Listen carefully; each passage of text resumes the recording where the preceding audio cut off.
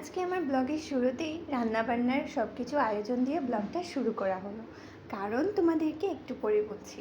আজকে সকাল সকাল ঘুম থেকে উঠে আমি তাড়াতাড়ি খাওয়া দাওয়া করে চলে গেছিলাম বাজারে। বাজার করে তারপর আমি আমার অফিসে চলে গেছিলাম, আর বাজারগুলো অভিকে দিয়ে ঘরে পাঠিয়ে দিয়েছি।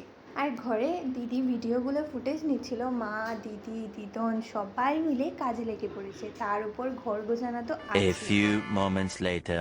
বেগুন দিয়ে মোরলা মাছ রান্না করার সাথে সাথেই দিদি একটা ছোট্ট প্লেটে ভাত নিয়ে বসে পড়লো খেতে, কারণ দিদির মোরলা মাছ অনেক পছন্দের। আর দিদি আছে বলে আমার আর ব্লগ নিয়ে কোনো টেনশন করতে হয় না। হ্যাঁ, শুধু ভয়েস ওভারটা দিতে আমি একটুখানি লেট করে নিই, কিন্তু আমার দিদি সব কটা ব্লগ টাইমে এডিট করে রেখে দেয়। আর এদিকে আমার মা রান্না করতে করতে বাইরের ওয়েদারটা দেখো, অনেক ঝড় বৃষ্টি চলে আসতে চলেছে। 2 hours later. অনেকখানি বৃষ্টি হচ্ছিল, তার ফাঁকে আমি চলে এসেছি বৃষ্টি ভিজতে ভিজতে, কারণ আজকে অফিসে অনেক লেট করলে হবে না, আমাদের ঘরে যেহেতু একটু ছোট্ট আয়োজন আছে। বৃষ্টির জন্য আমার আসতে একটু লেট হয়েছিল, কিন্তু আমার জিজু ওরা একদম টাইমে এসেছে। মিস দিদি, জিজু আর আমার ওই ছোট্ট বোনপোটা, ওরা আসার সাথে সাথে অভি আর দাদু গিফট পেয়ে গেল।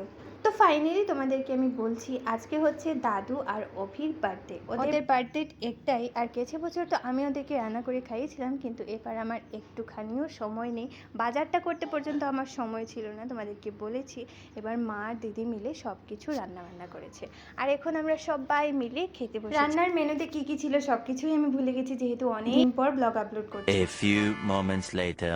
খাওয়া দাওয়া শেষ করার পর একটুখানি আমরা সবাই মিলে রেস্ট করে নিয়েছি, এখন আমরা রুম ডেকোরেট করছি।